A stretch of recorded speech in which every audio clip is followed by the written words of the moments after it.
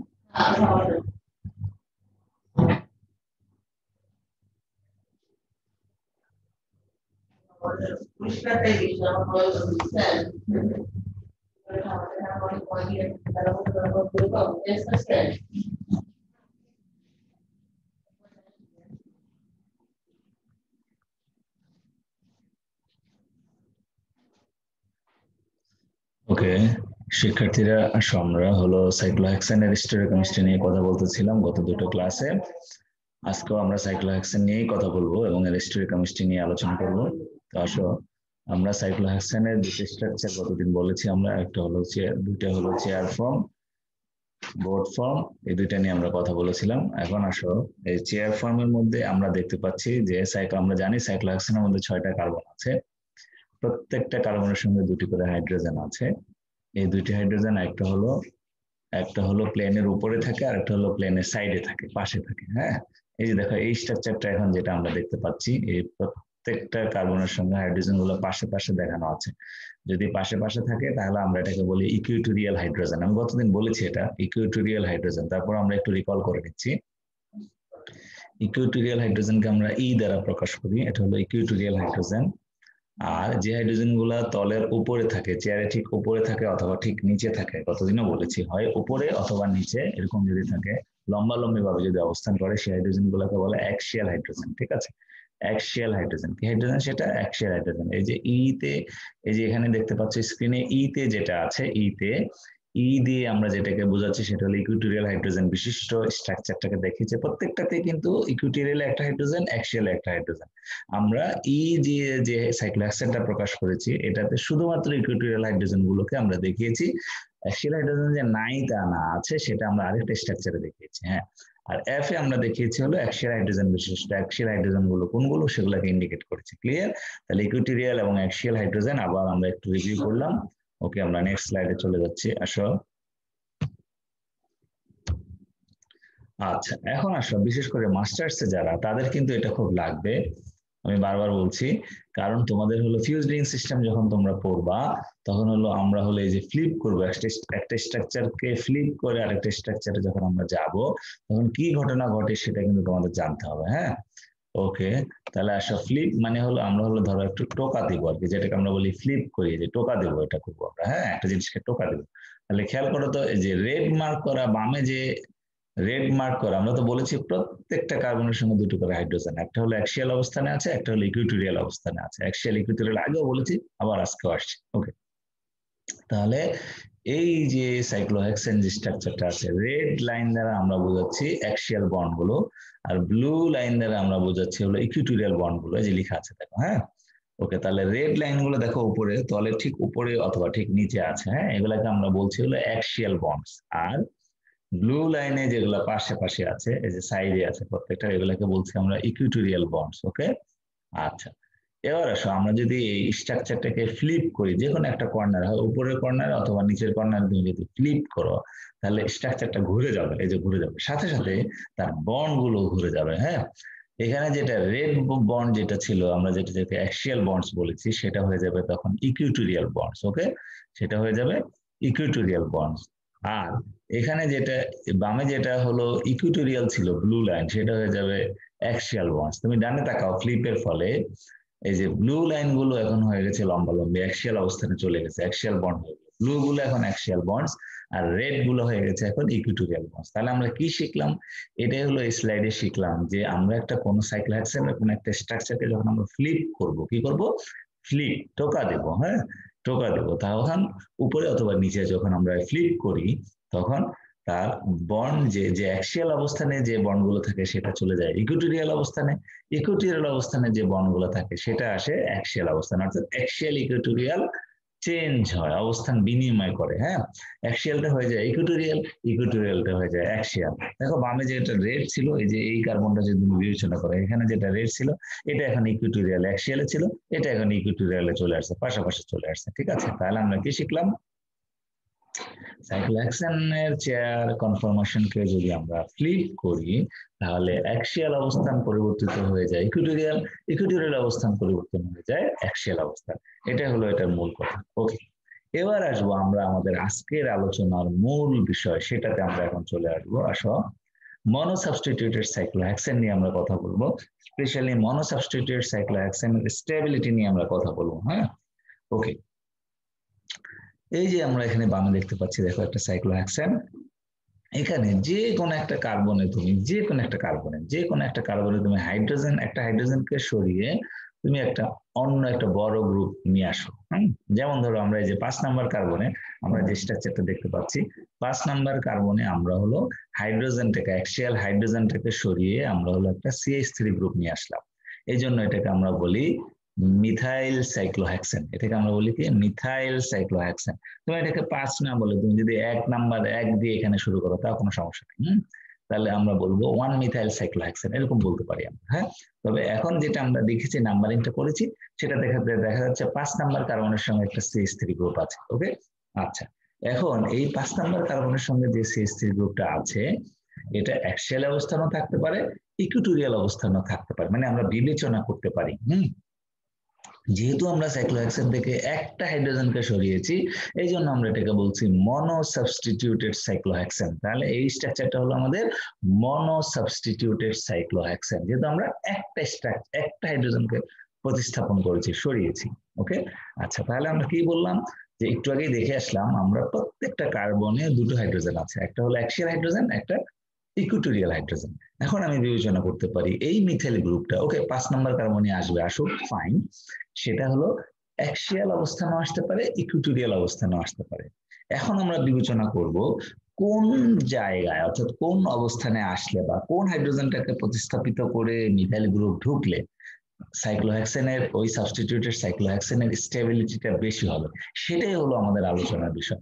আমি কি অ্যাক্সিয়াল অবস্থানে এটাকে রাখবো নাকি ইকুইটোরিয়াল অবস্থানে এটাকে রাখবো, এটাই হলো আমাদের বিবেচনার বিষয়। ওকে, আচ্ছা, তাহলে এখন আসো, সেটা করতে গেলে আমাকে হলো যেটা বিবেচনায় নিতে হবে, যে এই স্ট্রাকচারটা আসার ফলে, এই যে মিথাইল গ্রুপ অ্যাক্সিয়াল বা ইকুইটোরিয়াল অবস্থানে আসার ফলে কি কি ধরনের ইন্টারাকশন হবে, এবং এর ফলে এনার্জির কি পরিমাণ পরিবর্তন হবে, বাড়বে নাকি কমবে, সেই জিনিসগুলো আমাদেরকে বিবেচনায় নিতে হবে। ঠিক আছে, ওকে, এখন আমরা দেখতে পাবো যে অ্যাক্সিয়ালে আসুক এবং ইকুইটোরিয়ালে আসুক, এই যে দুইটা জায়গা সাইক্লোহেক্সেনের মধ্যে দুইটা হাইড্রোজেনের অবস্থান, ওই 2 হাইড্রোজেনকে সরিয়েই তো মিথাইল গ্রুপ আসবে এখানে। ওকে, ফাইন, আসলে অ্যাক্সিয়াল অবস্থানে আসলে যে পরিমাণ ইন্টারাকশন হবে এবং এর ফলে এনার্জির যে পরিমাণ হ্রাস বৃদ্ধি হবে, ইকুইটোরিয়ালে আসলে সমান পরিমাণ হ্রাস বৃদ্ধি হবে না।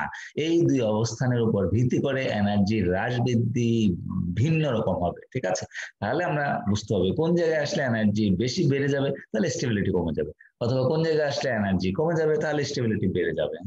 সেটা। আর হলো আমরা দেখতে পাবো যে অলওয়েজ ইকুইটোরিয়াল অবস্থানটা হলো সাবস্টিটিউশনের জন্য সুইটেবল, মোর সুইটেবল। কারণ কি? ইকুইটোরিয়াল অবস্থানে আসলে বিকর্ষণটা কমে যায়। বিকর্ষণটা যদি কমে যায়, বিকর্ষণ বেড়ে গেলে এনার্জি বেড়ে যায়। আমরা আগের দিনগুলো তো বলেছি, আগের লেকচারে, বিকর্ষণ বেড়ে গেলে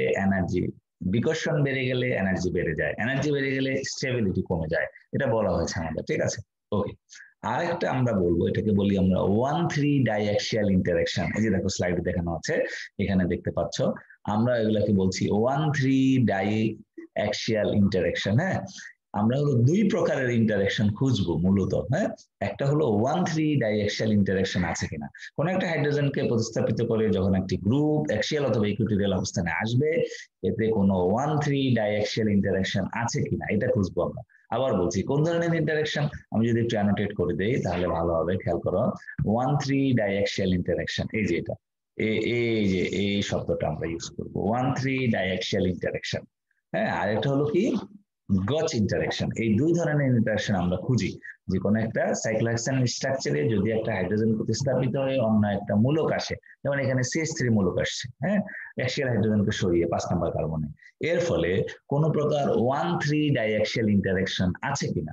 2 নম্বরে হলো কোনো গচ ইন্টারেকশন আছে কিনা, গচ, GAUCH, গচ, গচ ইন্টারেকশন আছে কিনা। এই দুই ধরনের ইন্টারেকশনকে বিবেচনায় নিয়ে আমরা হলো স্টেবিলিটিটা বের করার চেষ্টা করি। ক্লিয়ার?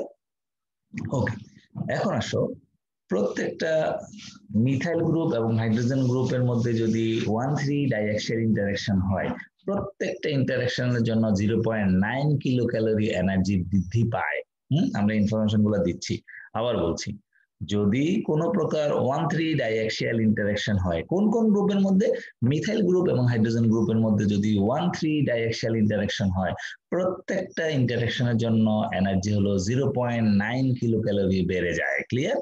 ওকে, আর যদি দুইটা গ্রুপ মিথাইল মিথাইল হয়, খেয়াল করো, একটা মিথাইল একটা হাইড্রোজেন যদি হয় তাহলে আমি বললাম 0.9 কিলো ক্যালোরি।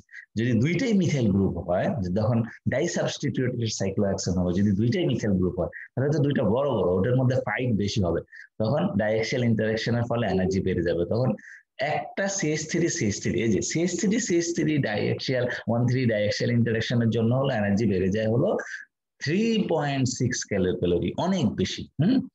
আর যদি মিথাইল হাইড্রোজেন, যেমন আমাদের এখানে একটা মিথাইল গ্রুপ আছে, সো এখানে মিথাইল মিথাইল হওয়ার কোনো সুযোগ নাই। এখানে হলো মিথাইল হাইড্রোজেন, এই যে দেখো 5 নম্বর কার্বন এবং 1 নম্বর কার্বন, এই যে 5 নম্বর কার্বনে আমরা যে মিথাইল গ্রুপটা দিলাম অ্যাক্সিয়াল অবস্থান, এই অ্যাক্সিয়াল অবস্থানটা হলো উপরের দিকে আছে। তাহলে এই মিথাইল গ্রুপ আমরা জানি, আগের স্লাইডগুলোতে আমরা বলেছি, আগের ক্লাসগুলোতে, প্রত্যেকটা সাইক্লোহেক্সেনে 3টা অ্যাক্সিয়াল হাইড্রোজেন থাকে উপরে, 3টা অ্যাক্সিয়াল হাইড্রোজেন থাকে নিচে। ক্লিয়ার? ওকে, তাহলে এখন উপরের দিকে যে CH3 আছে, তাহলে আরো দুইটা, একটা হাইড্রোজেনকে সরিয়ে আমরা উপরের দিকে CH3 কে বসিয়েছি, আরো দুইটা হাইড্রোজেন রয়ে গিয়েছে 1 এবং হলো 3-এ। এই 1 এবং 3-এ যে উপরের দিকে যে দুইটা অ্যাক্সিয়াল হাইড্রোজেন আছে, ওদের সাথে হলো মিথাইল হাইড্রোজেন ইন্টারাকশন হবে। হ্যাঁ, তাহলে খেয়াল করো তো, 1 এবং 5, 1, 6, 5, 3টা বন্ড, 2টা বন্ড পরে আমরা পেয়ে যাচ্ছি 1, 2, 3 পজিশন পরে।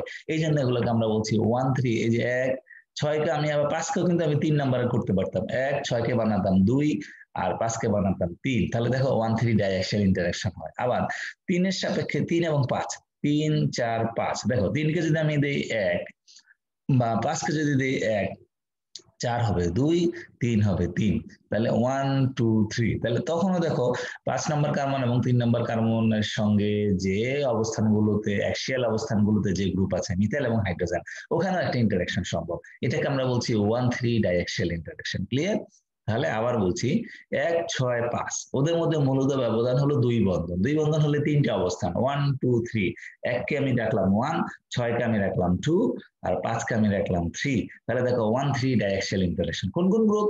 1-এ আছে হাইড্রোজেন, আর 5-এ আছে মিথাইল, বা 3-এ আছে মিথাইল। হ্যাঁ, যদি আমরা ওটাকে বিবেচনা করি, 5কে যদি 3 বিবেচনা করি তাহলে 3-এ বলবো মিথাইল। তাহলে দেখো মিথাইল হাইড্রোজেন ইন্টারাকশনে যে আরো দিয়ে দেখানো আছে। হ্যাঁ, এই ধরনের ইন্টারাকশনের ফলে তাহলে আমরা দেখতে পাচ্ছি একটা মিথাইল গ্রুপ যদি একটা হাইড্রোজেনকে সরিয়ে ঢুকে সাইক্লোহেক্সেনে 5 নম্বর অবস্থানে অ্যাক্সিয়ালে, তাহলে আমরা দেখতে পাচ্ছি যে 1 এবং 3 নম্বর কার্বনে যে অ্যাক্সিয়াল হাইড্রোজেন আছে, ওদের সাথে 1,3 ডাইঅ্যাক্সিয়াল ইন্টারাকশন বিদ্যমান বা সম্ভব। প্রত্যেকটা ইন্টারাকশনের জন্য আমরা বলছি 0.9 কিলো ক্যালোরি এনার্জি। সো এখানে দুইটা ইন্টারাকশন 2 into 0.9 হবে 1.8 কিলো ক্যালোরি। ঠিক আছে? ওকে, তাহলে ডাইঅ্যাক্সিয়াল ইন্টারাকশন ক্লিয়ার হলো তোমরা, 1,3 ডাইঅ্যাক্সিয়াল ইন্টারাকশন কি এটা ক্লিয়ার হলো। তাহলে কোনো একটা গ্রুপ যখন, এবং ডাইঅ্যাক্সিয়াল ইন্টারাকশন অবশ্যই গ্রুপটা থাকতে হবে অ্যাক্সিয়াল অবস্থানে। ইকুইটোরিয়াল অবস্থানে যদি আমি দিতাম, এই যে 5-এর ইকুইটোরিয়ালে যদি CH3 দিতাম, তখন কিন্তু আর এই ধরনের ইন্টারাকশন বিবেচনা করতাম না, কারণ এটা তো অ্যাক্সিয়াল অবস্থানে থাকার ফলে ইন্টারাকশন গুলো হয়। গ্রুপ যদি ইকুইটোরিয়ালে চলে যায় তখন তো আর এই ধরনের ইন্টারাকশন হবে না। সো আমাকে আর এটা নিয়ে ভাবতে হবে না। ক্লিয়ার? আবার বলছি, কোনো একটা বড় গ্রুপ যখন অ্যাক্সিয়াল অবস্থানে আসবে তখন আমি খুঁজবো, কেবল তখনই খুঁজবো এই স্ট্রাকচারের মধ্যে কোনো 1,3 ডাইঅ্যাক্সিয়াল ইন্টারাকশন আছে কি নাই। ক্লিয়ার? যদি ইকুইটোরিয়াল অবস্থানে থাকে গ্রুপ তখন আর তোমাকে এই 1,3 ডাইঅ্যাক্সিয়াল ইন্টারাকশন আছে কিনা সেইটা খুঁজতে হবে না, শুধু গজ ইন্টারাকশন আছে কিনা সেটা খুঁজবো। ওকে ওকে, এবার আসো আমরা চলে যাই গজ ইন্টারাকশনটা কি। গজ ইন্টারাকশনটা হলো, আমি গতদিন বলেছি, এই সাইক্লোহেক্সেনকে যখন আমরা নিউম্যানে প্রকাশ করি তখন এরকম হয়। দেখো একের সাথে 2 এর বন্ধন, এই যে এটা হলো আমাদের, এই যে এই ডটটা হলো আমাদের 1 নম্বর কার্বন, এই যে আমি একটু যদি রেড করি, যে রেড স্পট, আর এই বৃত্তটা হলো আমাদের 2 নম্বর কার্বন, এই যে 2 নম্বর কার্বন দিলাম C2, তাহলে 1 2 চলে গেল। খেয়াল করো, একের সাথে কার বন্ধন, একের সাথে হলো 2 এর বন্ধন, তাহলে 1 এবং 2 বৃত্ত ডট এবং বৃত্ত 1 2 পেয়ে গেলাম। একের সাথে আর কার বন্ধন আছে, ঠিক আছে? হ্যাঁ, একের সাথে বন্ধন হলো আমাদের, হলো আমরা দেখতে পাচ্ছি এইভাবে, আমরা গতদিন এগুলো বলেছি, একের সাথে 6 এর বন্ধন, একের সাথে 2 আর 6 এর বন্ধন, এই যে 6 এর বন্ধন আমরা দেখালাম। এরপর আসো, তাহলে এটা হবে C6, এই যে এটা হবে C6 একের সাথে বন্ধন, আর এটা হবে C3। হ্যাঁ, আমাদের এখানে যেভাবে আছে, হ্যাঁ এইভাবে আছে, এটা হলো C3। 2 এর সাথে দেখো 3 এর বন্ধন আছে, তাহলে এটা হলো C3। এই যে 2 এর সাথে 3 এর বন্ধন C3, 3 এর সাথে 4 এর বন্ধন, হ্যাঁ 3 এর সাথে এই যে 4 এর বন্ধন, এই যে 4 এর বন্ধন, এটা হলো আমাদের 5, এটা হলো 5 এর বন্ধন, এই যে এটা পরবর্তীতে আরো ক্লিয়ার হবে, C5, এটা হলো 5। ওকে, এই যে 5 এর সাথে একটা CH3 আছে, ঠিক আছে? ওকে, আচ্ছা আমরা এটাকে একটু সংশোধন করে নেই, এত কাজ না করে, তাহলে ক্লিয়ার হবে। আসো আসো ক্লিয়ার হয়ে যাবো আমরা।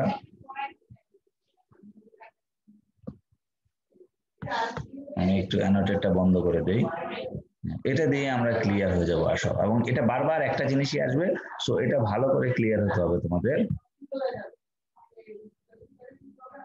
ওকে ফাইন, আসো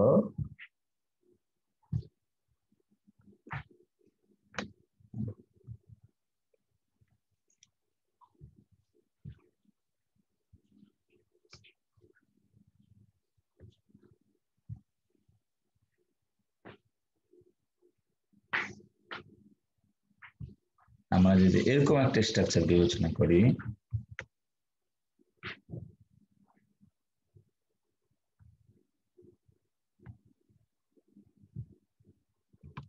আমি এডিট করে দিচ্ছি স্ট্রাকচারটাকে, এবার তোমরা দেখো,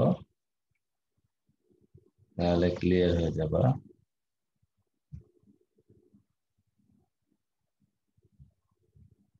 ওকে, আমরা এবার যদি এটাকে নাম্বারিং করি, দেখো এবার তুমি স্ট্রাকচারটা ক্লিয়ার হয়ে যাবা। ফাইন, ওকে, তাহলে খেয়াল করো,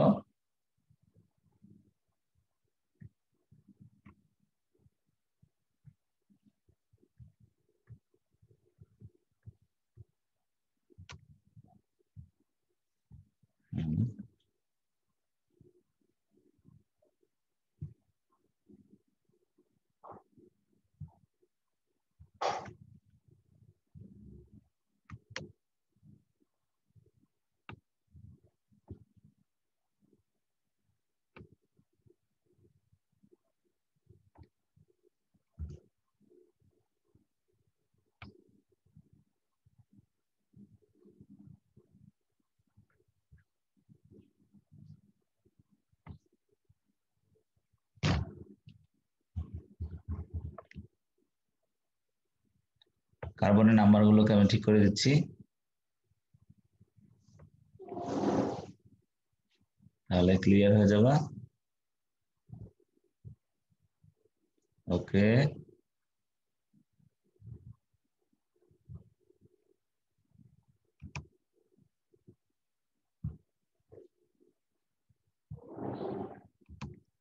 আচ্ছা ঠিক আছে, আমরা এবার এখানে চলে আসি, এখানে বোঝানোর চেষ্টা করি তোমাদের। ওকে ফাইন, তাহলে আমরা গতদিন, এটা হলো নিউম্যান কিভাবে প্রজেকশন দেয় সেটা আমরা গতদিন এক্সপ্লেন করেছি।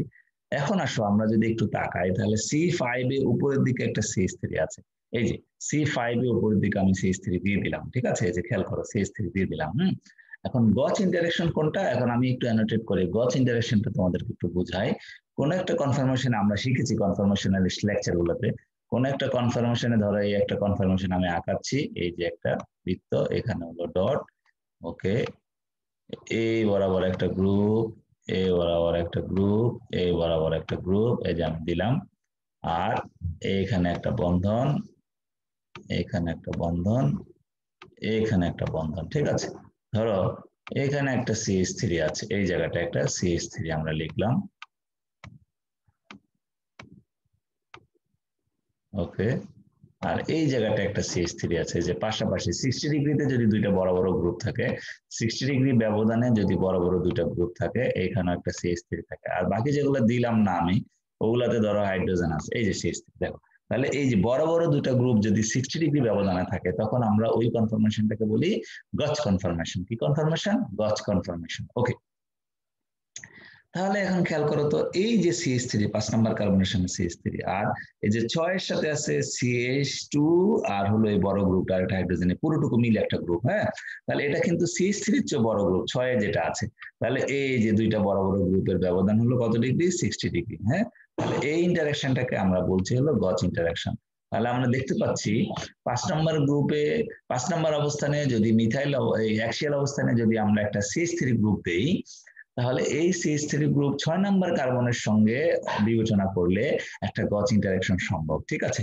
তাহলে আমরা দেখতে পেলাম যদি 5 নাম্বার কার্বনে অ্যাক্সিয়াল অবস্থানে আমরা যদি একটা হাইড্রোজেনকে সরিয়ে মিথাইল গ্রুপ দেই, তাহলে 1,3 ডাইঅ্যাক্সিয়াল ইন্টারাকশন হয় দুইটা, প্রত্যেকটার জন্য 0.9, তাহলে দুইটা ইন্টারাকশনের জন্য হবে 1.8 কিলো ক্যালোরি, ঠিক আছে। 1.8 কিলো ক্যালোরি এনার্জি তুমি পাবা, বেড়ে যাবে। ওকে, আর দেখতে পাচ্ছি একটা গচ ইন্টারাকশন হয়। গচ ইন্টারাকশন বের করার জন্য নিউম্যান ফর্মুলা আঁকাতে হবে, তোমাকে বারবার এই ফর্মুলা আঁকাতে হবে, হ্যাঁ। ওকে, তাহলে গচ ইন্টারাকশন সম্ভব একটা গচের জন্য হলো 0.9 কিলো ক্যালোরি, তাহলে এটার সঙ্গে আরো 0.9 কিলো ক্যালোরি অ্যাড করবো আমরা, হ্যাঁ, প্লাস 0.9 কিলো ক্যালোরি, ঠিক আছে, আমি অ্যাড করে দিলাম 0.9 কিলো ক্যালোরি, এই যে 0.9 কিলো ক্যালোরি, তাহলে টোটাল কত হবে? 2.7 কিলো ক্যালোরি, ঠিক আছে, 2.7 কিলো ক্যালোরি। তাহলে আমরা দেখতে পেলাম যদি সাইক্লোহেক্সেনের 5 নম্বর অবস্থানে অ্যাক্সিয়াল হাইড্রোজেনকে সরিয়ে আমরা যদি মিথাইল গ্রুপ নিয়ে আসি, তাহলে ওই কনফার্মেশনের এনার্জি হলো 2.7 কিলো ক্যালোরি বেড়ে যাবে। কত কিলো ক্যালোরি? 2.7 কিলো ক্যালোরি বেড়ে যাবে। এবার যদি আমি বিবেচনা করি এই মিথাইল গ্রুপটাকে আমি যদি ইকুইটোরিয়ালে দেই, 5-এর ইকুইটোরিয়ালে দেবো, খেয়াল করো তো, 5-এর ইকুইটোরিয়ালে দিলে এই যে এই জায়গাটা আসবে তখন CH3, আমি যদি এখানে একটা CH3 দেই, এই যে খেয়াল করো, এখন তো আছে হাইড্রোজেন, এই জায়গাটা আমি দিলাম CH3, এই যে আমি দিচ্ছি দেখো, CH3 দিয়ে দিচ্ছি, হ্যাঁ। CH3 যদি আমি দেই, এই যে CH3 এই জায়গায় দিয়ে দিই, তাহলে এখানে হাইড্রোজেন, তাহলে কিন্তু দেখো কোনো গচ ইন্টারাকশন নাই। তাহলে গচ ইন্টারাকশন আছে কিনা এটাকে আমাকে হলো এই যে নিউম্যান প্রজেকশন আঁকিয়ে তারপর দেখতে হবে। তাহলে মিথাইল গ্রুপটাকে যদি আমি 5-এর ইকুইটোরিয়াল হাইড্রোজেনের জায়গায় নিয়ে আসতাম, এই যে এখান থেকে যদি এখানে নিয়ে আসি, হ্যাঁ, হাইড্রোজেনকে সরিয়ে মিথাইল গ্রুপটাকে যদি ইকুইটোরিয়াল অবস্থানে দিই 5-এর, তাহলে আমি দেখতে পাচ্ছি যেহেতু অ্যাক্সিয়ালে কোনো মিথাইল গ্রুপ থাকবে না, তখন কোনো ডাইঅ্যাক্সিয়াল ইন্টারাকশনও থাকবে না, আবার গচ হচ্ছে না। এই যে আমি যদি ইকুইটোরিয়ালে নিয়ে আসি, এই জায়গায় না রেখে যদি এই জায়গায় নিয়ে আসি, তাহলে ইকুইটোরিয়ালও থাকছে না। ইকুইটোরিয়ালে যদি না থাকে, তাহলে তো আমাদের এই ধরনের ইন্টারাকশন হবে না, ঠিক আছে। ওকে, আমরা গচ ইন্টারাকশন হবে না। ক্লিয়ার? আচ্ছা, তাহলে আমরা দেখতে পেলাম যে অ্যাক্সিয়াল অবস্থানে থাকলে এনার্জি হলো 2.7 কিলো ক্যালোরি বেড়ে যায়। ইকুইটোরিয়াল অবস্থানে থাকলে যে দুইটা ইন্টারাকশন আমরা বিবেচনায় নিলাম, একটা হলো 1,3 ডাইঅ্যাক্সিয়াল ইন্টারাকশন এবং হলো গচ ইন্টারাকশন। কোনো প্রকার ইন্টারাকশন ইকুইটোরিয়ালে থাকলে হচ্ছে না। সো আমরা বুঝতেই পারছি যেহেতু অ্যাক্সিয়ালের জন্য 2.7 কিলো ক্যালোরি এনার্জি বেশি হয়, সো এটার স্টেবিলিটি কমে যাবে। তাহলে যদি এখন আমরা এই যে একটু আগে লিখেছিলাম আমাদের স্লাইডের মধ্যে যে always more stable in equatorial position, কোন একটা গ্রুপ যদি ইকুইটোরিয়াল অবস্থানে আসে তাহলে এটার স্টেবিলিটি বেশি হয়, কারণ আমরা দেখলাম ইকুইটোরিয়াল অবস্থানে আসার ফলে এটার এনার্জি হলো 0 কিলো ক্যালোরি, কারণ কোনো 1,3 ডাইঅ্যাক্সিয়াল ইন্টারাকশন নাই, গচ ইন্টারাকশন নাই। যদি মিথাইল গ্রুপটা ইকুইটোরিয়াল হাইড্রোজেনে আসে, 5-এর ইকুইটোরিয়াল হাইড্রোজেনের জায়গায় যদি আসে, তাহলে হলো কোনো ধরনের ইন্টারাকশন নাই, 0 কিলো ক্যালোরি জড়িত। ওকে, জাস্ট এক্স্যাক্টলি সাইক্লোহেক্সেনের সমানই স্টেবল। ক্লিয়ার? আচ্ছা, আর যদি মিথাইল গ্রুপটা অ্যাক্সিয়াল হাইড্রোজেনের জায়গায় আসে, তাহলে হলো আমাদের 2.7 কিলো ক্যালোরি এনার্জি বৃদ্ধি পায়। যেহেতু 2.7 কিলো ক্যালোরি এনার্জি বেড়ে যাচ্ছে, এটার স্টেবিলিটিও কমে যাবে, ঠিক আছে। সো আমি যদি তোমাদের এখন কোশ্চেন দেই যে আমরা যদি মনোমিথাইল সাইক্লোহেক্সেন বিবেচনা করি, তাহলে মিথাইল গ্রুপ কোন অবস্থানে আসার সম্ভাবনা বেশি, স্টেবিলিটির আলোকে ব্যাখ্যা করো। তাহলে তুমি এক্সপ্লেন করতে পারবা তো? হ্যাঁ, কি লিখবা এটা বলবা, ধরি একটা মনোসাবস্টিটিউটেড সাইক্লোহেক্সেন, এই যে এটা দেখালাম, ওকে ফাইন। তাহলে এখানে হলো 5-এর অ্যাক্সিয়াল অবস্থানে একবার দিয়ে একটা মিথাইল গ্রুপ আঁকাবা, ইকুইটোরিয়াল অবস্থানে দিয়ে আরেকটা মিথাইল গ্রুপ আঁকাবা। আমাদের পরবর্তীতেও আরো পাবা, ওটা লেকচারের স্লাইড গুলোতে আমি দেখিয়েছি অনেকগুলো, আর অন্যগুলো, ওকে। তাহলে অ্যাক্সিয়াল অবস্থানে যদি আমরা CH3টাকে দিই 5-এর, তাহলে এখানে দুটি 1,3 ডাইঅ্যাক্সিয়াল ইন্টারাকশন সম্ভব, প্রত্যেকটি ইন্টারাকশনে 0.9 কিলোক্যালোরি এনার্জি জড়িত। কাজেই দুটি ডাইঅ্যাক্সিয়াল ইন্টারাকশনের জন্য হবে যে 1.8 কিলোক্যালোরি এনার্জি জড়িত থাকবে। আর এটার মধ্যে কোনো প্রকার গচ ইন্টারাকশন আছে কিনা সেটা দেখার জন্য আমরা হলো সাইক্লোহেক্সেনের নিউম্যান প্রজেকশনটা আঁকাবো। এখন দেখা যাচ্ছে 5-এ হলো CH3 অ্যাক্সিয়াল অবস্থানে আছে, এই যে 5-এ আমি CH3 অ্যাক্সিয়াল অবস্থানে দিলাম, ক্লিয়ার? ওকে, দেওয়ার পর আমি দেখতে পাচ্ছি এই যে 5 নম্বর কার্বনে যে CH3 আছে অ্যাক্সিয়াল অবস্থানে, সে 6 নম্বর কার্বনের সঙ্গে একটা গচ কনফর্মেশন গঠন করে, ঠিক আছে? এই একটা গচ কনফর্মেশনের জন্য আরো 0.9 কিলোক্যালোরি এনার্জি অ্যাড হবে, তাহলে টোটাল এনার্জি হয় 2.7 কিলোক্যালোরি। ওকে, এই 2.7 কিলোক্যালোরি এটা হলো অ্যাক্সিয়াল অবস্থানে যদি মিথাইল গ্রুপটাকে নিয়ে আসি আমরা, তাহলে জড়িত। কিন্তু আমরা যদি মিথাইল গ্রুপটাকে ইকুইটোরিয়াল অবস্থানে দেই, তাহলে কোনো 1,3 ডাইঅ্যাক্সিয়াল ইন্টারাকশন সম্ভব না, কারণ অ্যাক্সিয়ালে তো কোনো গ্রুপই নাই, কি করে হবে? হ্যাঁ, এবং আর কোনো প্রকার হলো কি হবে না, গচ ইন্টারাকশনও হবে না, কারণ এই যে এই CH3 যদি এখানে চলে আসে, ইকুইটোরিয়াল অবস্থানে চলে আসে, তাহলে 3 এবং 6-এর পাশে কোনো CH3 গ্রুপ নাই, বড় গ্রুপ নাই, গচ কাঠামো গঠিত হওয়ার কোনো পসিবিলিটি নাই। এই কারণে গচ ইন্টারাকশনও নাই, 1,3 ডাইঅ্যাক্সিয়াল ইন্টারাকশনও নাই যদি মিথাইল গ্রুপটা ইকুইটোরিয়াল অবস্থানে আসে, ঠিক আছে? এই কারণে আমরা বলছি যে ইকুইটোরিয়াল অবস্থান অলওয়েজ, কোন একটা প্রতিস্থাপক যখন ইকুইটোরিয়াল অবস্থানে আসে, substituent is always more stable in equatorial position, অথবা আমরা এটাকে বলি, এরকম ভাবে বলি, equatorial position is more roomy than the axial অবস্থান। কারণ কি, ইকুইটোরিয়াল অবস্থান থাকলে বিকর্ষণ কম, রুমি এরিয়া একটা খুব স্পেশিয়াল জায়গা যেখানে বিকর্ষণটা কম থাকে, আর অ্যাক্সিয়াল অবস্থানে থাকলে বিকর্ষণটা বেশি হয়। কাজেই কোনো একটা প্রতিস্থাপক যখন অ্যাক্সিয়াল এবং ইকুইটোরিয়াল এই দুই অবস্থানে আসার চেষ্টা করে, এটা অলওয়েজ ইকুইটোরিয়াল অবস্থানে আসার সম্ভাবনাই বেশি, কারণ ওই অবস্থানে আসলে বিকর্ষণটা কম হয়, স্ট্রাকচারের স্টেবিলিটিটা বেশি হয়, এই কারণে ইকুইটোরিয়াল অবস্থানে আসে। ক্লিয়ার? আচ্ছা, তাহলে আমরা এটা শেষ করলাম। নেক্সট আসো আমরা পরবর্তী স্লাইডে যাই। এরকম আরো কাঠামো আছে যেটা দিয়ে আমাদের আরো ক্লিয়ার হবে। হ্যাঁ, ওকে, আচ্ছা, এটা তো আমি একটু আগে দেখালাম তোমাদেরকে, আমরা গত লেকচার গুলোতে এটা দেখিয়েছি কিভাবে হয়, আমি বলেছি সবগুলো। ওকে, স্ট্রাকচারটা সেটাই। এই যে ডাইঅ্যাক্সিয়াল ইন্টারেকশনটাকে আমরা একটু ক্লিয়ার করি। দেখো, এই যে অ্যাক্সিয়াল মিথাইল গ্রুপ যখন অ্যাক্সিয়াল অবস্থানে আছে, এই যে দেখো অ্যাক্সিয়াল অবস্থানে আছে মিথাইল গ্রুপ, যদি ধরি আমি এটা 1 নাম্বার কার্বন ধরে আনমিউটেড করে দেই, আমি এই এটা ধরো আমার 1 নাম্বার কার্বন, এটা ধরো আমার 2 নাম্বার কার্বন, এটা ধরো আমার 3 নাম্বার কার্বন। হ্যাঁ, এই যে 3 নাম্বার কার্বন। আবার আমি এদিকেও 2 দিতে পারি, এটা 2 আর এটা 3। হ্যাঁ, তাহলে খেয়াল করো তো 1 নাম্বার অবস্থানে যে মিথাইল গ্রুপ আছে, সে এখানে 2টা 3 সম্ভব, এই যে 2টা 3 সম্ভব, এই একটা 3, এই একটা 3।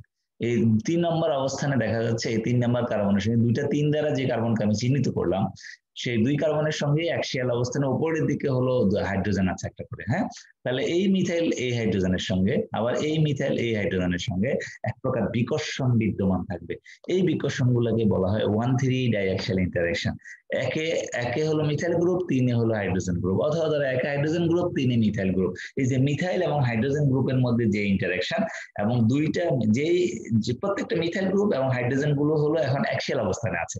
তাহলে এই অ্যাক্সিয়াল অবস্থানে থাকার ফলে 1 এবং 3 নাম্বার কার্বনকে বিবেচনায় নিয়ে যে ইন্টারেকশন সম্ভব, এগুলাকে বলি আমরা অ্যাক্সিয়াল ডাইঅ্যাক্সিয়াল ইন্টারেকশন, 1,3 ডাইঅ্যাক্সিয়াল ইন্টারেকশন। ঠিক আছে, এটা তুমি দেখিয়ে দিলা যে 1,3 ডাইঅ্যাক্সিয়াল ইন্টারেকশন কি। তাহলে উপরের দিকে যদি কোনো মিথাইল গ্রুপ থাকে অ্যাক্সিয়াল অবস্থানে, ওখানে 2টা মিথাইল হাইড্রোজেন ইন্টারেকশন সম্ভব মনোসাবস্টিটিউটের ক্ষেত্রে, কারণ এখানে একটা গ্রুপ আমরা সরিয়েছি। হ্যাঁ, মনোসাবস্টিটিউটেড সাইক্লোহেক্সেনের ক্ষেত্রে উপরের দিকে অ্যাক্সিয়াল অবস্থানে, উপরের অ্যাক্সিয়াল যে পজিশন আছে 3টা, তার মধ্যে যে কোনো এক জায়গায় যদি আমি মিথাইল গ্রুপ রাখি, সে হলো আরো দুইটা হাইড্রোজেনের সাথে ইন্টারাকশনে জড়িত হয়। এই ধরনের ইন্টারাকশনকে বলি আমরা 1,3 ডাইঅ্যাক্সিয়াল ইন্টারাকশন। আবার যদি আমি মিথাইল গ্রুপটাকে ধরো এই যে 2 এর নিচে দিকে দিতাম, তাহলে এই যে 2 নিচে আর এই যে এই কার্বন এইগুলোর মধ্যে হতো তখন আবার ইন্টারাকশন, কারণ নিচে তো আবার 3টা অ্যাক্সিয়াল অবস্থান আছে, ঠিক আছে। তাহলে ডাইঅ্যাক্সিয়াল ইন্টারাকশন কি, এটা এই স্লাইড থেকেও ক্লিয়ার হলাম। ডাইঅ্যাক্সিয়াল 1,3 ডাইঅ্যাক্সিয়াল ইন্টারাকশন। এবং এটা হলো একটু আগেও বললাম আমরা, যখন কোনো গ্রুপ শুধুমাত্র অ্যাক্সিয়াল অবস্থানে থাকবে তখনই এই ধরনের ইন্টারাকশন সম্ভব। ইকুইটোরিয়াল অবস্থানে থাকলে এই ধরনের ইন্টারাকশন সম্ভব না, ঠিক আছে, এটা হবে না। ওকে, তাহলে আমরা ডাইঅ্যাক্সিয়াল ইন্টারাকশন কি, 1,3 ডাইঅ্যাক্সিয়াল ইন্টারাকশন কি, বা সিম্পলি বলি ডাইঅ্যাক্সিয়াল ইন্টারাকশন, এগুলা কি আমরা এটা ক্লিয়ার হলাম। ওকে, নেক্সট স্লাইডে আমরা যাচ্ছি, আসো। এটা হলো, এখানে আমরা বললাম হলো সাইক্লোহেক্সেন হলো স্ট্রেইন ফ্রি। হ্যাঁ, স্ট্রেইন ফ্রি, আবার বলছি শব্দটা স্ট্রেইন ফ্রি, যে তাকাও এখানে আছে স্লাইডে, cyclohexane is strain free. Strain কি আমরা বলেছি, স্ট্রেইন হলো গত লেকচারও বলেছি যে কোথাও যদি আমরা বন্ড অ্যাঙ্গেল দেখতে পাই, বন্ধন কোণ দেখতে পাই, যে সাধারণ চতুষ্ফলকীয় বন্ধন কোণ যেটা 109 ডিগ্রি 28 মিনিট, এটা সমানই আছে, তাহলে আমরা বলি ওই কাঠামোটা হলো স্ট্রেইন ফ্রি। সাইক্লোহেক্সেনে বন্ধন কোণগুলো কার্বন কার্বন কার্বন, বন্ধন কোণগুলো হলো আমাদের এখানে কত ডিগ্রি, 109 ডিগ্রি 28 মিনিট, ঠিক আছে। সো এখানে কোনো ধরনের স্ট্রেইন নাই, কিন্তু এই বন্ধন কোণের মান যদি 109 ডিগ্রি 28 মিনিটের চেয়ে বেড়ে যায় অথবা কমে যায়, দুইটা যে কোনো ঘটনাই ঘটুক, বেড়ে যাক অথবা কমে যাক, তাহলে আমরা বলি এই কাঠামোটাতে স্ট্রেইন আছে, পীড়ন আছে, ঠিক আছে। এই কাঠামোটা পীড়ন ফ্রি না। যত বেশি বিচ্যুতি ঘটবে 109 ডিগ্রি 28 মিনিট থেকে, ধরো কোন একটা যৌগে, যেমন ধরো সাইক্লোবিউটেন, সাইক্লোবিউটেনের বন্ধন কোণ হলো 90 ডিগ্রি, কার্বন কার্বন কার্বন বন্ধন কোণ হলো 90 ডিগ্রি। যদি 90 ডিগ্রি হয় তাহলে দেখো ওই যে 109 ডিগ্রি 28 মিনিট থেকে বিচ্যুতি ঘটলো, 109 ডিগ্রি 28 মিনিট থেকে যদি বিচ্যুতি ঘটে তখন আমরা ওই কাঠামোটাকে বলি হলো এখানে স্ট্রেইন আছে। আবার যদি কোনো একটা যৌগে কার্বন কার্বন কার্বন বন্ধন কোণ হয় যদি তোমার 60 ডিগ্রি, তাহলে এখানেও দেখা যাচ্ছে 109 ডিগ্রি 28 মিনিট থেকে বিচ্যুতি ঘটলো, এখানে আরো বেশি, 90 ডিগ্রির চেয়েও আরো কম। তাহলে বিচ্যুতির পরিমাণ আরো বেশি, 109 ডিগ্রি মাইনাস 60 ডিগ্রি, আর হলো 109 ডিগ্রি মাইনাস 90 ডিগ্রি, কোথায় বেশি, যে যৌগটাতে 60 ডিগ্রি সেটাতে বেশি। এভাবে 109 ডিগ্রি 28 মিনিট বন্ধন কোণ থেকে যত বেশি বিচ্যুতি ঘটবে ওই যৌগে স্ট্রেইন বা পীড়নের মান তত বেশি হবে। হ্যাঁ, কোন যৌগে পীড়নের মান যত বেশি হবে যৌগের স্টেবিলিটি তত কমে যাবে। ক্লিয়ার? ওকে, আচ্ছা, এখন আসো, এই যে দেখো আমরা এখানে দেখতে পাচ্ছি,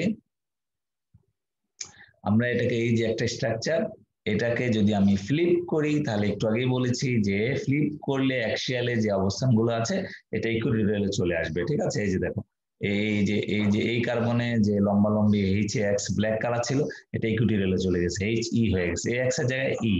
আবার রেড লাইন দিয়ে যেটা ছিল অ্যাক্সিয়াল সেটা ইকুইটোরিয়াল হয়ে গেছে, ঠিক আছে। আর ইকুইটোরিয়াল দিয়ে যেটা ছিল এই যে black line H E Q, এটা হয়ে গেছে এখন এইচ অ্যাক্সিয়াল। হ্যাঁ, একটু আগে আমরা বলেছি। ওকে, আচ্ছা, আর গজ ইন্টারেকশন কি আমরা একটু আগে বলেছি, গজ ইন্টারেকশন হলো বড় বড় দুটি গ্রুপ যদি 60 ডিগ্রি ব্যবধানে থাকে তাহলে হলো গজ ইন্টারেকশন। গজ ইন্টারেকশন খুঁজতে হয় নিউম্যান প্রজেকশন দিয়ে। হ্যাঁ, ওকে। আর এই কাঠামোগুলোতে আমরা যে সাইক্লোহেক্সেন নিয়ে কথা বলছি, এই সাইক্লোহেক্সেন গুলোতে হলো বন্ড অ্যাঙ্গেল হলো 109 ডিগ্রি 28 মিনিট থাকে। সো আমরা বলছি এই স্ট্রাকচারটা অ্যাঙ্গেল স্ট্রেন ফ্রি বা শুধুমাত্র স্ট্রেন ফ্রি, এটা বললেও হবে, ঠিক আছে। ওকে, ফাইন। এবার হলো এই যে আমরা একটু আগে এতক্ষণ পর্যন্ত বলেছিলাম যে 1,3 ডাইঅ্যাক্সিয়াল ইন্টারেকশন, এটা আসলে একটা স্টেরিক রিপালশন। কি করে হয় সেটাই হলো আমি একটু ছবি দিয়ে তোমাদেরকে টোটালি আইডিয়া দেওয়ার চেষ্টা করছি, পিকচারটা দেওয়ার চেষ্টা করছি। এই যে দেখো, CH3 একটা বড় গ্রুপ, হ্যাঁ, এই যে CH3 একটা বড় গ্রুপ, কার্বনের সঙ্গে হাইড্রোজেন দুটো, এটা হলো একটা বড় গ্রুপ হওয়াতে এই যে 3 এবং 5 অ্যাক্সিয়াল অবস্থানে যে আরো দুটো হাইড্রোজেন আছে ওদের সাথে খুব কাছাকাছি অবস্থান করে, কাছাকাছি অবস্থান করলে ওদের মধ্যে একটা বিকর্ষণ বল কাজ করে। এই বিকর্ষণ বলটাকে আমরা বলছি 1,3 ডাইঅ্যাক্সিয়াল ইন্টারেকশন। আসলে এটা একটা হলো স্টেরিক রিপালশন বা স্টেরিক হিন্ড্রেন্স যেটা বলো তুমি। হ্যাঁ, সেটা ক্লিয়ার। এটা 1,3 ডাইঅ্যাক্সিয়াল ইন্টারেকশন হলো একটা স্টেরিক রিপালশন, এটাই আমরা বলে দিচ্ছি। এখানে কোনো ইলেকট্রনিক না বলে আমরা এটাকে বলি স্টেরিক রিপালশন। থ্রি ডাইমেনশনাল জায়গায়, থ্রি ডাইমেনশনালি যদি আমি বিবেচনা করি, দুইটা গ্রুপ পরস্পরের নিকটে অবস্থান করার ফলে এদের মধ্যে যেহেতু হাইড্রোজেনের মধ্যে ইলেকট্রন আছে, CH3 এর মধ্যে ইলেকট্রন আছে, ইলেকট্রন ইলেকট্রন রিপালশন কাজ করে। ওই রিপালশনটাকে আমরা বলছি স্টেরিক রিপালশন, কারণ একে অপরের খুব কাছাকাছি অবস্থান করছে সেই কারণে। ওকে, আর যদি একে একে যদি হাইড্রোজেন থাকতো, CH3 না থাকে, তাহলে তো ছোট গ্রুপ এত কাছে আসতো না। সেক্ষেত্রে আমরা এই ধরনের রিপালশনটাকে বিবেচনা নেই না। হাইড্রোজেন হাইড্রোজেন কিন্তু স্টেরিক রিপাল 1,3 ডাইঅ্যাক্সাইড ইন্টারেকশন হয় না। হাইড্রোজেনের জায়গায় যদি অন্য বড় গ্রুপ আসে তখন রিপালশন হতে পারে। আবার যদি এটা গ্রুপের উপর ডিপেন্ড করে, এটা রিপালশন হতে পারে, অ্যাট্রাকশন হতে পারে। ধরো একে যদি আমি একটা OH দিয়ে দিই, হ্যাঁ এটা আমার মাথায় রাখতে হবে, শুধুমাত্র স্টেরিক রিপালশন বললে হবে না। একে যদি আমি একটা OH দিয়ে দিই, তখন কিন্তু OH আর এই হাইড্রোজেনের মধ্যে রিপালশন কাজ করবে না, তখন আমরা অ্যাট্রাকশনই বলবো আমরা, ঠিক আছে? ওকে, আচ্ছা, এবার আসো, এই যে আমরা 1,3 ডাইঅ্যাক্সিয়াল ইন্টারেকশনটাকে আরেকটা ছবি দিয়ে বোঝানো হলো, রিং ফ্লিপ করলো। তাহলে দেখো অ্যাক্সিয়াল অবস্থানে থাকার ফলে আমরা বলেছি স্টেবিলিটি কমে যায়। এই যে CH3 গ্রুপ যদি অ্যাক্সিয়াল অবস্থানে থাকে, এটা হয় মাত্র 5% পাওয়া যায়। বামেরটাতে হলো 1 নম্বর কার্বনে CH3 অ্যাক্সিয়ালে আছে, আর ডানেরটাতে হলো বি কাঠামো, যেটা বি দিয়ে আমি প্রকাশ করলাম, এটাতে হলো CH3 হলো ইকুইটোরিয়াল অবস্থানে আছে। ইকুইটোরিয়াল অবস্থানে থাকলে আমরা দেখেছিলাম, আগে স্লাইডে দেখে এসেছি, যে কোনো প্রকার 1,3 ডাইঅ্যাক্সিয়াল ইন্টারেকশনও নাই, গজ ইন্টারেকশনও নাই, সো 0 কিলোক্যালোরি এনার্জি। হ্যাঁ, তাহলে এটাতে ছিল 2.7 কিলোক্যালোরি এনার্জি এ কাঠামোর জন্য, আর বি কাঠামোর জন্য হলো 0 কিলোক্যালোরি এনার্জি। তাহলে এটা যেহেতু বি এর এনার্জি কম, সো এটার স্টেবিলিটি বেশি। এই জন্য বাস্তবে বি পাওয়া যায় 95%, আর এ পাওয়া যায় মাত্র 5%, কারণ লেস স্টেবল। এটা লেস স্টেবল কাঠামো অলওয়েজ কম পরিমাণে পাওয়া যায়। আমরা জানি যেটা বেশি স্টেবল সেটা তৈরি হওয়ার প্রবণতা বেশি। যেহেতু ইকুইটোরিয়াল অবস্থানে CH3 থাকলে এটার স্টেবিলিটি বেশি, কাজে এটাই তৈরি হওয়ার প্রবণতা বেশি, এটা 95% পাবা তুমি। আর অ্যাক্সিয়াল অবস্থানে যদি CH3 গ্রুপ থাকে, এটাতে 2.7 কিলোক্যালোরি এনার্জি বেশি থাকে ইকুইটোরিয়াল অবস্থানের তুলনায়, বা আমরা এরকম বলতে পারি যে এ কাঠামোর এনার্জি বি কাঠামোর তুলনায় 2.7 কিলোক্যালোরি বেশি। যেহেতু এনার্জি বেশি, এটার স্টেবিলিটি কম, যেহেতু স্টেবিলিটি কম, এটা পাওয়ার সম্ভাবনা কম। ক্লিয়ার? ওকে, সেটাই আমরা বলেছি। এবার আসো, আমরা হলো চলে যাব ডাই সাবস্টিটিউটেড সাইক্লোহেক্সেনে। কোন সাইক্লোহেক্সেন? Die substituted cyclohexane. ওকে, এই যে খেয়াল করো, আমরা দুইটা মিথাইল গ্রুপ দিয়েছি, একে একটা মিথাইল গ্রুপ, দুইয়ে একটা মিথাইল গ্রুপ। এখন আমরা তো বলেছি প্রত্যেকটা কার্বনে হলো আমাদের দুটো করে হাইড্রোজেন আছে, একটা হলো অ্যাক্সিয়াল অবস্থানে, একটা হলো ইকুইটোরিয়াল অবস্থানে। এখন আমরা জানি হলো জ্যামিতিক সমানতায়, যে সিস ট্রান্স সমানতা যখন আমরা বলি, হ্যাঁ, বা জ্যামিতিক সমানতা, আমরা জানি জ্যামিতিক সমানতা হতে গেলে মুক্ত ঘূর্ণন, যৌগটিতে মুক্ত ঘূর্ণন প্রতিবন্ধকতা থাকতে হয়। এগুলো আমরা আগে পড়ে এসেছি সবগুলো। জ্যামিতিক সমানতা বলতে গেলে আমরা জানি যৌগটিতে হলো মুক্ত ঘূর্ণন প্রতিবন্ধকতা থাকতে হয়, মুক্ত ঘূর্ণন প্রতিবন্ধকতা থাকতে হয়। ওকে, এখন এই চাকরিক যৌগে কিন্তু মুক্ত ঘূর্ণন প্রতিবন্ধকতা বিদ্যমান। সো আমি যদি একে CH3, দুইটাই একে CH3, একটা হলো অ্যাক্সিয়াল অবস্থান, একটা ইকুইটোরিয়াল অবস্থান। ধরো আমার যে যৌগটা ট্রান্স 1,2 ডাইমিথাইল সাইক্লোহেক্সেন, হ্যাঁ, এই ট্রান্স 1,2 ডাইমিথাইল সাইক্লোহেক্সেন কিন্তু দুই উপায়ে হতে পারে। দুইটা মিথাইল গ্রুপে 1 এবং 2 এর অ্যাক্সিয়াল অবস্থানে যদি আসে, দেখো 1 এর অ্যাক্সিয়াল অবস্থান হলো উপরের দিকে, 2 এর অ্যাক্সিয়াল অবস্থান হলো নিচের দিকে, তাহলে আমরা দেখতেই পাচ্ছি এই, আর এটা যেহেতু একটা চাকরিক যৌগ, এটার মধ্যে মুক্ত ঘূর্ণন প্রতিবন্ধকতা আছে। এখন 1 এর CH3 উপরের দিকে, 2 এর CH3 নিচের দিকে, তাহলে দুটো বড় বড় গ্রুপ উপরে নিচে আছে, একই দিকে নাই। আমরা যদি জানি যে দুইটা বড় বড় গ্রুপ যদি কোনো একটা যৌগে বিপরীত দিকে অবস্থান করে, তখন এটাকে বলা হয় ট্রান্স সমাণু। জ্যামিতিক সমানতার নিয়ম অনুসারে এটা আমরা তোমরা জেনে গিয়েছো অলরেডি। তাহলে আমি দুইটা CH3 গ্রুপ যদি অ্যাক্সিয়াল অবস্থানে দেই, একেরও অ্যাক্সিয়াল অবস্থানে একটা CH3, দুইয়েরও অ্যাক্সিয়াল অবস্থানে, দেখো এ দ্বারা মিন করা আছে, এ দ্বারা ডিনোট করা আছে, তার মানে দুইটা CH3 যদি অ্যাক্সিয়াল অবস্থানে রাখি, তাহলে একটা ট্রান্স স্ট্রাকচার পেয়ে যাবো আমরা, তাই না? ওকে, আবার খেয়াল করো, আমি যদি 1 এবং 2 এই দুই কাঠামোতে CH3 গ্রুপকে যদি আমি ইকুইটোরিয়ালে রাখি, হ্যাঁ, একের ইকুইটোরিয়াল, এটা এখানে 1, এটা 2, আমি একটু অ্যানোটেট করে দেই, আসো।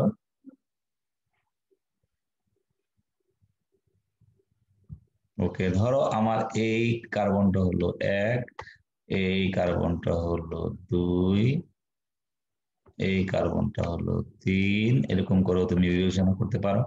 এটা ধরো 4, এটা ধরো 5,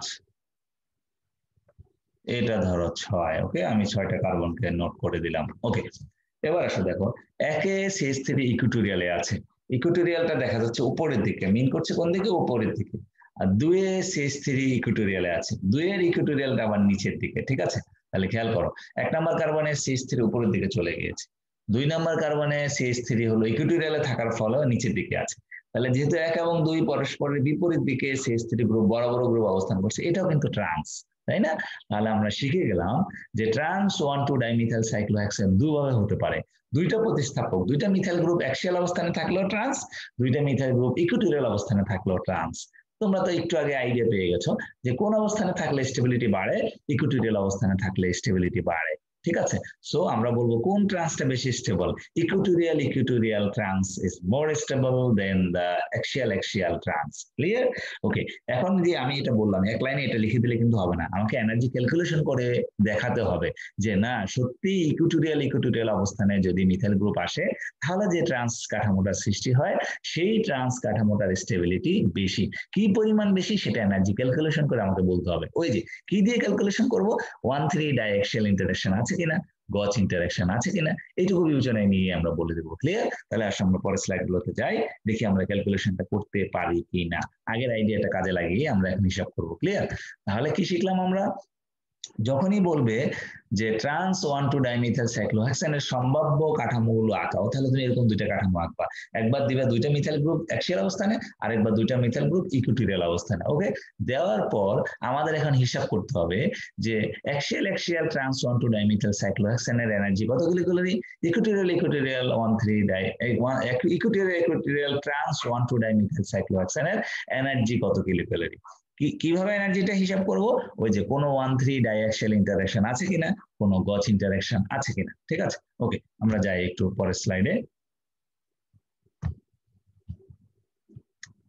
ওকে, এই যে আমাদের দেখানো হলো ট্রান্স 1,2 ডাইমিথাইল সাইক্লোহেক্সেন। তোমাকে আমি যেটা বললাম সিম্পল করে দেখানো হলো এটা হলো 1,2 ডাইমিথাইল, 1 এবং 2 তে অ্যাক্সিয়াল অবস্থানে দুইটা CH3, এটাও ট্রান্স, ইকুইটোরিয়াল অবস্থানে দুইটা CH3, এটাও ট্রান্স। ওকে, এবার আসো আমরা স্পেসিফিক এনার্জি ক্যালকুলেশন করি। অ্যাক্সিয়াল যে ট্রান্স যেটা, সেটার এনার্জি কত কিলোক্যালোরি আমরা একটু সেটা বের করতে চাচ্ছি। হ্যাঁ, অ্যাক্সিয়াল অবস্থানে থাকার ফলে কতটুকু এনার্জি জড়িত আমরা সেটা এখন একটু হিসাব করব। আচ্ছা, তাহলে আসো দেখো, খেয়াল করো, এই যে আমাদের অ্যাক্সিয়াল অবস্থানে যখন আসে এটাতে, তখন আমরা দেখতে পাচ্ছি একের CH3 5 এবং হলো কত সাথে 3 এর সাথে। আমরা জানি একের যে CH3 এর সাথে এটা 5 নাম্বার অবস্থানে যে অ্যাক্সিয়াল হাইড্রোজেন আছে এবং 3 নাম্বার কার্বনের সঙ্গে যে অ্যাক্সিয়াল হাইড্রোজেন আছে, এই দুইটার সঙ্গে ইন্টারঅ্যাকশন হবে। এটাকে আমরা বলছি 1,3 মিথাইল হাইড্রোজেন ডাইঅ্যাক্সিয়াল ইন্টারঅ্যাকশন। 1,3 সংক্ষেপে লিখছি মিথাইল হাইড্রোজেন ইন্টারঅ্যাকশন। হ্যাঁ, তাহলে এক অবস্থানে যে CH3 আছে এটার সঙ্গে দুইটা মিথাইল হাইড্রোজেন ইন্টারঅ্যাকশন, আর দুইয়ে যে CH3 আছে নিচের দিকে, এটা 6 এবং 4 নাম্বার কার্বনের সঙ্গে যে হাইড্রোজেন গুলো আছে অ্যাক্সিয়াল হাইড্রোজেন, ওদের সাথেও ডাইঅ্যাক্সিয়াল ইন্টারঅ্যাকশন হবে, 1,3 ডাইঅ্যাক্সিয়াল ইন্টারঅ্যাকশন। ঠিক আছে, তাহলে এখানে আমরা দেখতে পাচ্ছি 4টা 1,3 ডাইঅ্যাক্সিয়াল ইন্টারঅ্যাকশন আছে, 4টা 1,3 ডাইঅ্যাক্সিয়াল ইন্টারঅ্যাকশন। হ্যাঁ, এই জন্য আমরা লিখছি 4 into 1,3 মিথাইল হাইড্রোজেন ইন্টারঅ্যাকশন, আমরা এটা লিখেছি। তুমি এটাকে সুন্দর করে বড় করে লিখতে পারো, আমার এখানে জায়গা কম বেঁধে আমি লিখতে পারি নাই, কারণ কম্পিউটার স্লাইড এত বড় করে লিখতে পারছি না। তুমি এরকম লিখতে পারো যে 1,3 methyl hydrogen diaxial interaction, 1,3 methyl hydrogen diaxial interaction. এই যে ইন্টারঅ্যাকশনের আগে ডাইঅ্যাক্সিয়াল লাগিয়ে দিতে পারো। হ্যাঁ, ওকে, তাহলে এরকম কয়টা ইন্টারঅ্যাকশন আমরা দেখতে পাচ্ছি এই কাঠামো অ্যাক্সিয়াল ট্রান্সের ক্ষেত্রে? 4টা মিথাইল হাইড্রোজেন ইন্টারঅ্যাকশন। আমরা বলেছি একটু আগে হিসাবও করেছি যে প্রত্যেকটা ইন্টারঅ্যাকশন হলো 0.9 কিলোক্যালোরি এনার্জি জড়িত। তাহলে 4টা ইন্টারঅ্যাকশনে এই যে দেখো 4 into 0.9, এই জন্য আমি ব্লু কালি দিয়ে লিখে দিয়েছি 3.6 মাল্টিপ্লাই করলে 4 into 9 মানে 3.6 কিলোক্যালোরি এনার্জি জড়িত। ক্লিয়ার? ওকে, এবার আমরা খুঁজবো ডাইঅ্যাক্সিয়াল ইন্টারঅ্যাকশন খোঁজা শেষ, কোনো বিউটেন গজ ইন্টারঅ্যাকশন আছে কিনা। হ্যাঁ, এই বিউটেন গজ ইন্টারঅ্যাকশন বের করার জন্য আমরা দেখতে পাচ্ছি একে দেখো অ্যাক্সিয়াল লম্বালম্বী অবস্থানে একটা CH3, এই যে আমি একে লম্বালম্বিতে একটা CH3 দিয়ে দিলাম। ঠিক আছে, ওকে, আর দুয়ে লম্বালম্বী অবস্থানে একটা CH3, দুয়ে লম্বালম্বী অবস্থান হলো এই যে নিচের দিকে CH3 যেটা, এটা দিয়ে দিলাম। ওকে, তাহলে 1 এবং 6, দেখো 1 এবং 6 এর মধ্যে একটা গজ ইন্টারঅ্যাকশন, আর দুইয়ের যে কার্বন, দুইয়ের যে অ্যাক্সিয়াল CH3 আছে, দুইয়ের অ্যাক্সিয়াল CH3 3 এর সঙ্গে একটা গজ ইন্টারঅ্যাকশন, এই যে আমি এটা দেখালাম।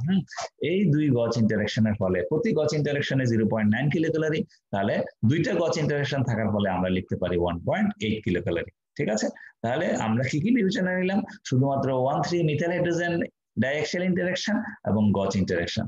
তাহলে আমরা দেখতে পাচ্ছি অ্যাক্সিয়াল যে ট্রান্স, এখানে হলো 4টা মিথাইল হাইড্রোজেন ডাইঅ্যাক্সিয়াল ইন্টারঅ্যাকশন এবং 2টা গজ ইন্টারঅ্যাকশন।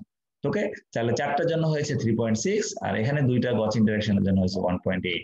3.6 আর 1.8 ক্যালকুলেশন করলে তুমি পাবা হলো 5.4 কিলোক্যালোরি এনার্জি। তাহলে আমরা দেখতে পেলাম অ্যাক্সিয়াল ট্রান্স 1,2 ডাইমিথাইল সাইক্লোহেক্সেনের ক্ষেত্রে কতটুকু এনার্জি জড়িত, 5.4 কিলোক্যালোরি এনার্জি জড়িত। ক্লিয়ার? ওকে, বাট আমরা যদি ইকুইটোরিয়ালে যাই, তাহলে যেহেতু এখানে অ্যাক্সিয়াল অবস্থানে কোনো মিথাইল গ্রুপ নাই, কোনো ডাইঅ্যাক্সিয়াল ইন্টারাকশন হবে না। আর ইকুইটোরিয়াল যদি আমরা এই যে দেই, দেখো একে ইকুইটোরিয়াল অবস্থানে CH3, একে ইকুইটোরিয়ালে CH3 দিলাম, এই যে একে, এটা অ্যাক্সিয়াল, এটা হলো ইকুইটোরিয়াল, এই যে ইকুইটোরিয়ালে CH3 দিয়েছি, হ্যাঁ এটা ইকুইটোরিয়াল। ওকে, আবার দুয়ে অ্যাক্সিয়াল, ইকুইটোরিয়ালে CH3 আছে, দুয়ে ইকুইটোরিয়াল কোনটা, দুয়ে অ্যাক্সিয়াল হলো নিচে, ইকুইটোরিয়াল হলো ডানে, এই যে CH3। তাহলে এখানে দেখতে পাচ্ছি একটা গজ ইন্টারাকশন সম্ভব হয়েছে। এটা কিন্তু আবার মিথাইল ডাইঅ্যাক্সিয়াল না, আমাদের হলো আমি বলেছিলাম মিথাইল 1,3 মিথাইল ডাইঅ্যাক্সিয়াল ইন্টারাকশন হলে আমরা এটাকে বলেছিলাম 3.6 কিলোক্যালোরি। এটা আবার কনফিউশনে পড়ে যেও না, ঠিক আছে? এটা হলো বড় বড় দুটো গ্রুপ হলো 60 ডিগ্রি ব্যবধানে আছে, এই যে দেখো C1 এর অ্যাক্সিয়াল ইকুইটোরিয়াল, C2 এর ইকুইটোরিয়াল, বড় বড় দুটো গ্রুপ CH3, ওরা হলো 60 ডিগ্রি ব্যবধান আছে। তাহলে এটা একটা গজ ইন্টারাকশন, এটা কিন্তু 1,3 ডাইঅ্যাক্সিয়াল ইন্টারাকশন না, এটা হলো গজ ইন্টারাকশন। গজ ইন্টারাকশনের ফলে কতটুকু এনার্জি জড়িত, 0.9 কিলোক্যালোরি। এই জন্য এখানে এই কাঠামোতে আমরা দেখতে পাচ্ছি ইকুইটোরিয়াল ট্রান্সে কোনো প্রকার ডাইঅ্যাক্সিয়াল ইন্টারাকশন নাই, শুধুমাত্র আছে হলো একটি গজ ইন্টারাকশন। এই গজ ইন্টারাকশনের ফলে হলো 0.9 কিলোক্যালোরি।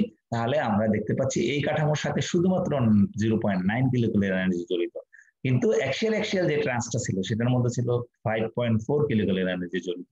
তাহলে আমি যদি বলি equatorial trans 1,2 dimethyl cyclohexane, axial trans 1,2 dimethyl cyclohexane হতে কতটুকু বেশি স্টেবল, তাহলে আমরা একটা থেকে আরেকটা এনার্জি বিয়োগ করব, যে 5.4 মাইনাস 0.9 কিলোক্যালোরি ইকুয়ালস হলো 4.5 কিলোক্যালোরি। তাহলে আমরা স্পেসিফিক বলে দিতে পারলাম এখন যে ইকুইটোরিয়াল ট্রান্স হলো অ্যাক্সিয়াল ট্রান্স হতে 4.5 কিলোক্যালোরি মোর স্টেবল। ক্লিয়ার? এইটা বলে দেবো আমরা, ঠিক আছে? তাহলে আমরা দেখতে পেলাম ট্রান্স 1,2 ডাইমিথাইল সাইক্লোহেক্সেন বললে আমরা দুইটা কাঠামো পাই, একটা হলো অ্যাক্সিয়াল ট্রান্স, একটা হলো ইকুইটোরিয়াল ট্রান্স। অ্যাক্সিয়াল ট্রান্সে হলো 5.4 কিলোক্যালোরি এনার্জি জড়িত, চারটা হলো 1,3 মিথাইল হাইড্রোজেন ডাইঅ্যাক্সিয়াল ইন্টারাকশন আর দুটো হলো গজ ইন্টারাকশন, এর ফলে টোটাল এনার্জি হয় 5.4 কিলোক্যালোরি এনার্জি। ওকে, আর ইকুইটোরিয়াল ট্রান্সের জন্য শুধুমাত্র একটা গজ ইন্টারাকশন সম্ভব এবং সেটার জন্য 0.9 কিলোক্যালোরি। তাহলে 5.4 থেকে আমরা যদি 0.9 সাবট্রাক্ট করি, বিয়োগ করি, তাহলে আমি রেজাল্টটা পাচ্ছি হলো 4.5 কিলোক্যালোরি। তাহলে আমরা বলতে পারি equatorial trans 1,2 dimethyl cyclohexane axial trans 1,2 dimethyl cyclohexane অপেক্ষা 4.5 কিলোক্যালোরি বেশি স্টেবল। ক্লিয়ার? এটাই হলো আমরা শিখলাম। এরপর আমরা যাব CH1 আমরা নেক্সট ক্লাসে থেকে বাকিটুকু শেষ করব, আজকে এখানে রাখবো। CH1,2 ডাইমিথাইল সাইক্লোহেক্সেনের স্টেবিলিটি একইভাবে আমরা বের করব, এটা করে তোমাদেরকে একটা এক্সপার্ট বানিয়ে আমরা এই আলোচনা শেষ করে দেব। সে পর্যন্ত সবাই ভালো থাকো, আল্লাহ হাফেজ। সবাইকে নেক্সট ক্লাসের আমন্ত্রণ জানিয়ে আজকে এখানে বিদায় নিচ্ছি। আল্লাহ হাফেজ।